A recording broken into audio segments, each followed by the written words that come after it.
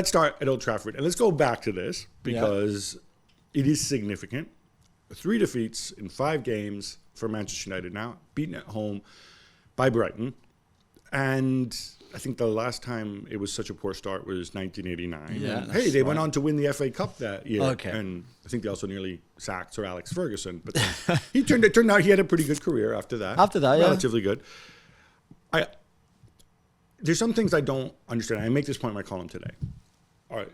Erik Ten Hag has a ton of mitigating circumstances, right? Including but not limited to the fact that Antony's been still accused by multiple women and isn't there. Sancho puts himself on the naughty step.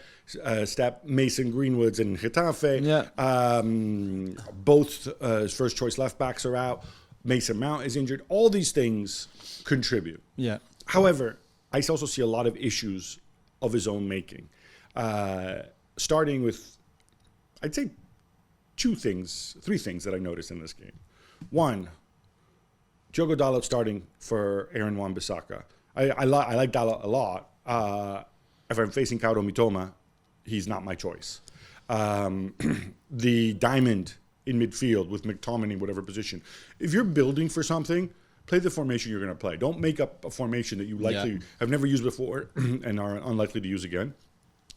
And finally, I know you don't just play for the crowd, and I know he's young and whatever, but sending on, you're taking off Rasmus Højlund for the human boo-attracting machine, Mr. Depression and Negativity, Anthony Martial.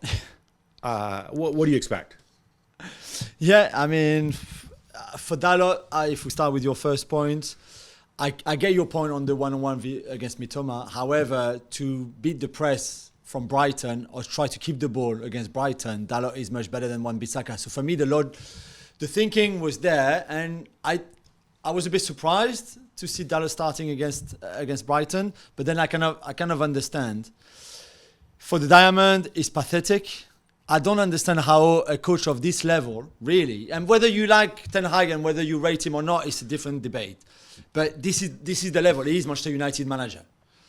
For him to make such a bad mistake in a game like this, and thought before, hey, De Zerbi likes to build up in the center with this famous, little box, the 2 centre backs and the 2 central midfield. So do you know what? Let's crowd this area, and they will find no answers, and then we have the solution, and then we can go and steamroll them. I just don't understand how it can be so bad, because obviously very quickly Brighton found a way. They pushed their fullbacks really high, and even the diamond midfield for United actually didn't do much, and they were pressing terribly anyway. Probably, like you said, Gab, because they've never played like this.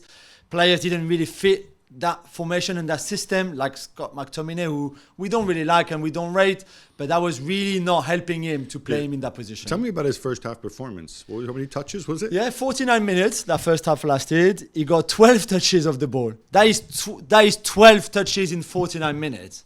It's really hard to do. When you 7 passes. Yeah. He actually did 7 passes. I would have done better than him in that first half. And then your third point was...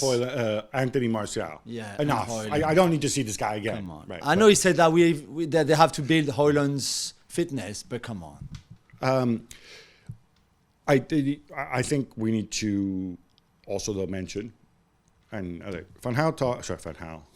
There I go. Yeah. Ten Hag said actually it was fine margins, and they played really well for the first 20 minutes. The goal that Welbeck scored to put Brighton ahead was against the run of play. Immediately after you had the Rashford chance where the ball went out of play, right? Yeah, the Højlund goal. That's pretty good, right? No? How can he say it's fine margin?